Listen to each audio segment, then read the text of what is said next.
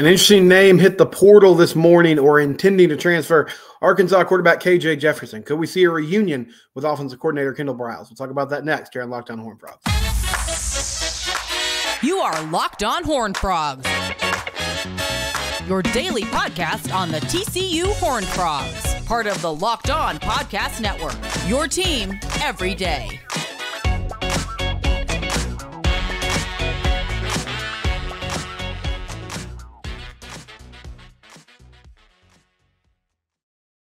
Locked On Horned Frogs, your team every day. Subscribe to the YouTube channel. Also subscribe on Spotify, Apple Podcasts, whatever the case may be. Appreciate you guys. Jacob Langford, he shared today that I made a Spotify Wrapped, which is really cool. I don't really use Spotify much, but that's another place where you can get Locked On Horned Frogs. Appreciate you listening or watching whenever and however you do it. Transfer portal season, that's where we're in. We're also in a waiting period to see if anything happens with the TCU coaching staff. To this point, no news on that front. Someone asked me in the YouTube comments on Tuesday, I did an episode about Eric McAllister, who's a Boise State wide receiver. He's originally from Azle, had a really productive season this past year, almost 900 yards receiving, found the end zone a lot, and he's been linked to TCU. Really, he announced that he intended to transfer a few weeks ago after the Fresno State game, so he didn't end up finishing out the season with Boise State. He'll officially hit the portal on Monday, and then TCU can make contact, and maybe continue to foster that relationship if that's happening. But he's been linked to TCU by multiple folks, including Jeremy Clark from 247 Sports, who does a great job reporting on the team. And that's really the only person that I've seen where there's some mutual interest. Now, I'll tell you about a tight end later in the show from Harvard that tweeted out that he got an offer from the Frogs a few days ago. But a lot of you have wondered about the quarterback. And KTM Idaho is the user that asked me yesterday. He said, do we need another receiver? How about a QB? Let's go get a QB and work on the defense. So the wide receiver aspect of it, I don't think we're going to see what we saw last year where they went and found a lot of players. And it was a lot of Power 5 guys that hadn't played a lot of snaps, even if they had a ton of experience. I mean, Warren Thompson was a guy that had a lot of experience, didn't have a ton of production, but they were kind of banking on change of scenery, new coaching staff, different way to use them. It would work out. Mixed bag there, right? Like J.P. Richardson, who was actually someone that did have a good amount of production in Oklahoma State. He really shined. Jalen Robinson when he was healthy, Dalen Wright when he was healthy, but those guys were banged up a lot. And so it was off and on who was the guy. And we talked all year about how it would be huge if an alpha at receiver emerged. We kind of kept waiting for somebody to take on that role. Maybe they're not going to be Quentin Johnson in his last year at TCU, but just someone who was the go-to guy. I feel like in the last few games of the season, Savion Williams started to take that mantle, but never really fully embraced it or fully got into it this year. Hopefully Savion can do that next year, provided that he'll be back. One thing they were missing this season, and a lot of you will hear me say this and you'll yell, well, why didn't Cordell Russell get more snaps? But one thing they were missing this year were big bodies on the outside. I mean, a lot of their guys that they had catching the football were more shifty, smaller slot receivers, inside receiver types. They missed big physical wideouts on the outside. I mean, we saw Blake Knoll get a lot of run this year, I think because of the lack of depth at that particular position. So McAllister fits that mold. And I feel like that's just a easy, plug and play kind of position in need. They're not going to go get 5 wide receivers in the portal. I don't anticipate that happening. They like some of the young guys. If they can keep them in the fold. They got a few players led by Kyle Baker from West Texas, who's an outstanding high school receiver coming in this class. And I'm not sure if he'll hit the field, but my point being they have depth in the room at the receiver position. I don't think they're going to go heavy on that position group. But you find McAllister, who is kind of an obvious position in need. And I think that's where they're going to stop with the receiver position. Maybe one more, just depending on who comes available. Now, the quarterback situation is intriguing. And I saw a name come up today, KJ Jefferson from Arkansas. And KJ has been at Arkansas for 5 years. This will be his 6th season. He's played every season. He's been at Arkansas under Sam Pittman. But the last 3 seasons, he's been their unquestioned starter. From a win-loss perspective this year, they did not have a great year. But KJ Jefferson has been super productive. This season he threw for 2,107 yards, 19 touchdowns, 8 interceptions. He rushed for 447 yards. In 2022 and 2021, he did a lot of work on the ground. 640 yards in 2022, 664 in 2021, and he threw for 2,600 yards in both of those seasons. In 2021, 21 touchdowns, 4 interceptions. In 2022, 24 touchdowns and 5 picks. They ended up making a bowl game. They beat Kansas. That was probably his best season as a college quarterback. Who was his offensive coordinator during the times where he was most successful? It was Kendal Briles, who is still here at TCU. I think this would make sense. Now, looking at the reports, on Twitter and the people that are kind of plugged into this, South Carolina's emerged as a name. I've seen Auburn throw out there. It seems like all SEC teams. And I would imagine that KJ Jefferson, if he's hitting the portal, he's looking to start somewhere. He wants to come in. He wants to play immediately. I don't think he would be super receptive to, hey, let me come in and work with Josh Hoover or compete with Josh Hoover. I'll just say this. If I'm the TCU coaching staff, I would get on the phone and I would make the call. I would at least see what the asking price is. I saw Matt Rule say today, as the head coach at Nebraska, and of course he was at Baylor for a while, a good quarterback costs you $1 to $1.5 million. That's a lot of money.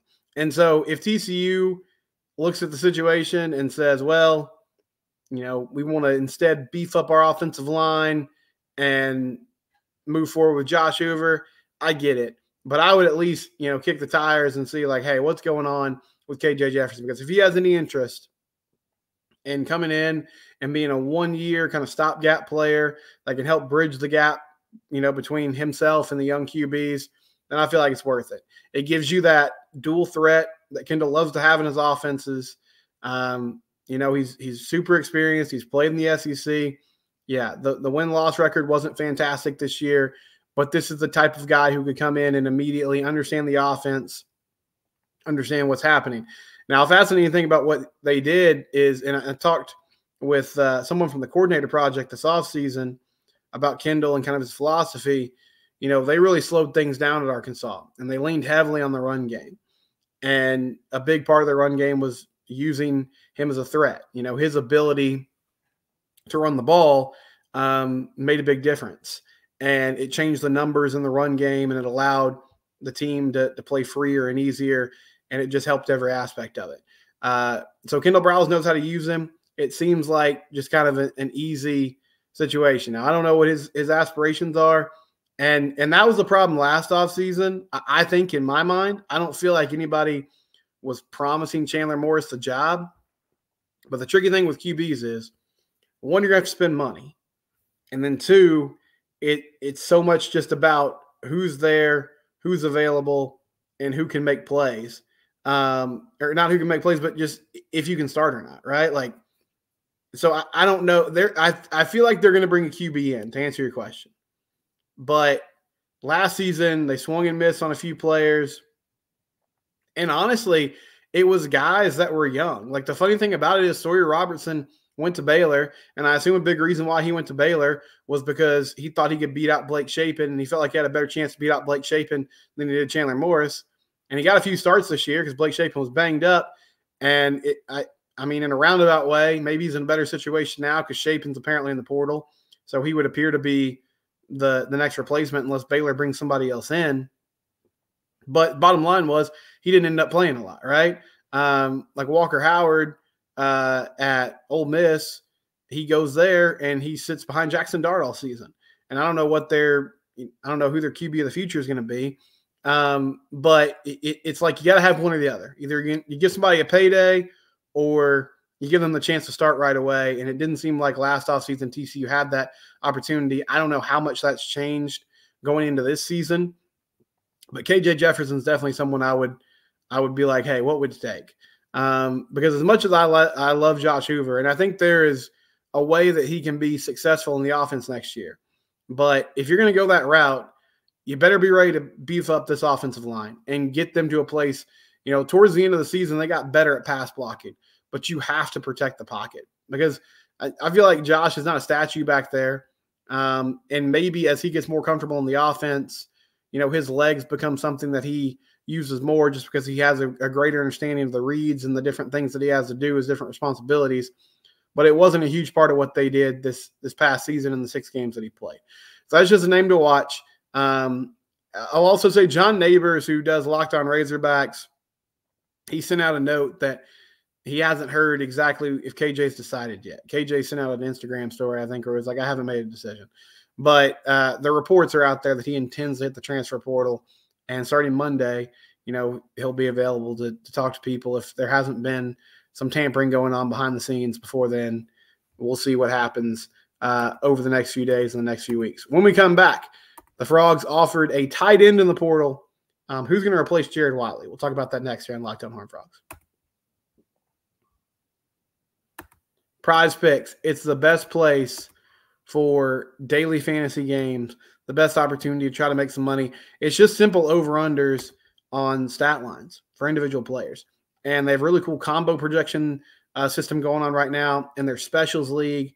It's created specifically for NBA and NFL combinations. So if you think that there's a combo of, CeeDee Lamb receptions and Luka Doncic threes in their next game, over under 9.5, you can go and bet on that type of stuff on PrizePicks. PrizePicks.com/LockedOnCollege. They'll match your first deposit up to $100. So you put $20 down, they'll give you $20 free to work with. Up to $100, they will give you free money to work with, so you can try to cash out and make the most. PrizePicks to make it easy for you. You can play with celebrities. They have a reboot policy that allows you to kind of get back in the game. If one of your players gets injured, you'll get a chance to reboot your bet and bet on other things. It's the most exciting way to play daily fantasy sports. You can turn $10 into $250 with just a few taps. Simple, easy app that's great and easy to navigate. PrizePicks.com/LockedOnCollege. Promo code is LockedOnCollege, and they will match your first deposit up to $100. PrizePicks, they're a proud sponsor of the Locked On Network, and we thank them for rocking with us here on Locked On Horned Frogs. So another name to know when we talk about portal players, and one reason I thought about this today, all Big 12 teams came out today. Jared Wiley was the first team tight end for the offense there in the Big 12. Josh Newton made the second team. Offensive lineman Brandon Coleman made the second team. Those are your honorees for the All Big 12 awards this year. Won't spend a lot of time on it because honestly, last year was a lot of fun to look at these types of things, but when you're 5-7, you don't have as many guys on the list. But congratulations to those guys. I've said this. I think Jared Wiley made himself some money this season. He's got a big frame. Like, all the measurables are there. He's shown that he can be physical and block and be effective in that aspect of playing the tight end position. And so the big question going into this year was, can he be a receiving target? He was a red zone threat last year. And I think this year he showed that he's more than just a big guy that you can throw over the middle to in the red zone, even though that's a valuable thing in the NFL. He also can get yards after the catch. He can make things happen in the middle of the field. They use him in the screen game a little bit. It was nice to see his versatility break out, but he's moving on. And so at that spot, you don't have a ton of options, at least with proven production. Chase Curtis is also moving on. So DeAndre Rogers got some run this year, had a touchdown catch against Texas Tech. I know he's a guy they're excited about, but you wonder if they bring someone else in to be an instant impact player. And I saw on Twitter the other day, Tyler Neville, who was a tight end from Harvard, he tweeted out that TCU has offered him. And so there's some interest there. He's in the transfer portal. Harvard's season ended a few weeks back. This season, Neville had 24 receptions for 283 yards and 4 touchdowns. And he had a bigger year receiving in 2022, 26 receptions, 302 yards and 4 touchdowns. So 8 touchdowns over his career. You see, again, he's a red zone target. Physical, good inline blocker. And I wonder if TCU is going to move to a place where, last year, I talked about this in segment 1. They really went heavily after guys where they were kind of banking on some potential being fulfilled. Whether, not out of this world production. And so maybe a change of scenery could help them, or maybe more opportunity could help them. A new coaching staff could help them. It's kind of a mixed bag. So I'm curious if this offseason, they prioritize maybe players with more experience, even if it's at a level, if it's not the Power 5 level, maybe it's a Group 5 level, FCS. And we see with Neville, you see the Ivy League. But this can be a highly sought after transfer and someone who can come in and play. Now, the Frogs also have Lafayette Caraway, who was part of that 2023 class and was highly rated, had a lot of great offers, was a 4-star talent, but he was coming off an injury from his senior year of high school. And so I'm not sure what his health situation is or how much he kind of got reps this year and got accustomed to, what the program is and what's expected of him in the playbook and all those types of things. So Neville would be somebody who could come in and help bridge that gap again. And it's sort of like using the portal to help your young guys have more time to come along, get acquainted to things, get to a place where they're more ready to be instant impact players. But, 698 yards through 3 seasons at Harvard, 62 receptions, played a lot of snaps, has a good feel for the position, has a good feel for both the physicality of it as a blocker and a receiving threat. Seems like it would be a good fit. Tyler Neville, the Harvard tight end, TCU is targeting him as they try to, replace that. And this is a big part of the tight end was a more important and a bigger part of Kendal Briles' system. I think, especially as Hoover got more comfortable with the offense, it was a position group that he was okay targeting more. And so if Rogers improves and is in a better place, maybe Caraway can give you some snaps. And then if you can land Neville, that's 3 good players at tight end position that you can mix in and out and rotate in and out throughout the rest of the season. When we come back, we'll hit up some of this audience reaction. What do you guys think about where we are early in the offseason? It's Locked On Horned Frogs, your team every day. I want to mention LinkedIn briefly. If you're hiring for your small business, you want to have as many top-tier candidates as possible to interview. That's why you need to check out LinkedIn Jobs. LinkedIn Jobs has the tools to help you find the right professionals for your team, and they'll do it faster, and most importantly, they'll do it for free. LinkedIn is not another job board. It's not just another job board. They have a vast network of more than 1 billion professionals, which makes it the best place to hire. Hiring is easy when you have that many quality candidates. So easy, in fact, that 86% of small businesses get a qualified candidate within 24 hours. LinkedIn knows that small businesses are wearing many hats and may not have the time or resources to make these hires. Thankfully, with LinkedIn, the process is intuitive, quick, and easy. They even launched a feature that helps you write job descriptions that makes the process even easier and quicker. Post your job for free at linkedin.com/lockedoncollege. Again, that's linkedin.com/lockedoncollege. Post your job for free. Terms and conditions, as always, they do apply. So, yeah, no changes to this coaching staff as we continue here through the offseason. And, we might see some changes at the position coach level. I guess technically, like through the end of this week, maybe there's a firing. But I think at this point, if anything goes down from a coordinator standpoint, it's probably going to be one of those guys just moving on to another opportunity because they have that chance. I don't feel like it'll be Sonny letting them go, because if you're going to make that choice, you got to do it quickly. With early signing day, with everything going on in the portal, with all the different options and opportunities that these players have, you have to have a clear and unified direction. And so I think if something's going to go down, we probably would have already heard about it from the coordinator spot. We could still see some changes at the position coach level. Of course, I said that last year with Garrett Riley, and then he moved on. But that's my point. It would be, Joe Gillespie or Kendal Briles getting an opportunity elsewhere and deciding that's the route they want to go instead of sitting around and coaching at TCU for another season. So we'll see where they go from here.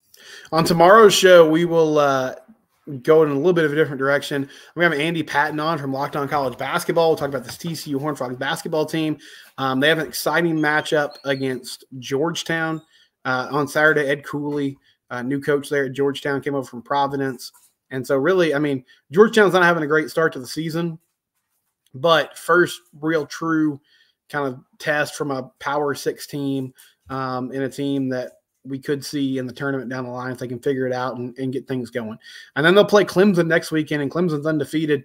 I think they had a big upset win the other night. I can't remember now what team it was against, but it was a top 25 matchup that they ended up winning. And so that should give a pretty good barometer for this team and where they are moving forward. Let's take a look at some of the responses from yesterday's show. Blake Murphy said, I commented early in the season that I expected TCU to capitalize on the momentum of last year and expected to see improvements on defense in year 2. The fact that Dykes is playing his hand tells me he has blind loyalty to his top staff, and I'll fear we'll be cleaning house after next season. Well, we'll see. I think it definitely puts more pressure on Sonny. I don't know if it makes it like a make or break year, but I totally see your point. And I think there's probably some whiplash that might not be the right term, but there's probably folks that are sitting here thinking like, well, this is just like the Gary Patterson era, right? Where he was extremely loyal to assistants, didn't appear like he enjoyed firing people. Nobody does, but it didn't appear like that was something that he wanted to do. He would frequently reassign folks, shuffle things around, shuffle responsibilities. I think it's a little too early in the process to say that about Sonny, but I'm surprised if he ends up keeping Joe Gillespie on staff. Like, I get it. Overall, the defense, they had some good moments, but the lows were just so low. And I think part of it is he is an offensive coach, and that's their identity, and he thinks that offense can get to a place where they can be consistent enough. And if the defense just improves to a level where they're middle of the pack, then they can be successful. The issue was this year they took a step back. They didn't move forward. They took a step back. And Matt Clark mentioned that. He said Frogs defense in 2022, 74th in yards per game and 58th in points per game. In 2023, 103rd in yards per game and 83 in points per game. So that's trending in the wrong direction. It certainly is. And those are their rankings. They both went down. The points per game to me is the big issue. Like, I'm okay with this defense being bend but don't break, but you can't break. And there were so many instances this year where they just broke, and they weren't good in the red zone. They continue to give up big plays to good offenses. So it's very counterintuitive if you're going to play a conservative style and you can't stop big plays. Let's see. Who else mentioned something? Matthew Welker. He said, Sonny betting on Joe G for his job next year. I expect there to be a whole new staff after next season. The defense has been bad for 2 years now. Not going to change next year either. Yeah, thanks for chiming in, Matt. I know you have not been a fan of my Joe Gillespie takes this season. You made that clear earlier this year. I think the defense was better in year 1 relative to expectations. I mean, they were horrible in 2021, and they got to a place where they're passable. Now, I agree with you this year. They haven't been good enough. They have to get better. They have to improve. I'm surprised that Sonny is staying the course here, and that's going to put pressure on him. Like it does put a target on his back. If you're not going to make changes, then people are going to eventually start to point to you. So they have to produce, and I think they all know next season is a big deal. Tanner McKinney said he thinks it's good. They're looking for new skill players. They need to look for a QB, O-line, and players on defense. I totally agree. You know, one area on defense where I don't think people are necessarily it's probably not top of mind, but I think they're going to have to go get another corner. I like Avery Helm, and I love what he did this year. But Josh Newton moving on is pretty big. And, you know, we'll see. Maybe they just shift Avery over and bring in Vernon Glover or someone like that. But I feel like you're going to need depth at that spot.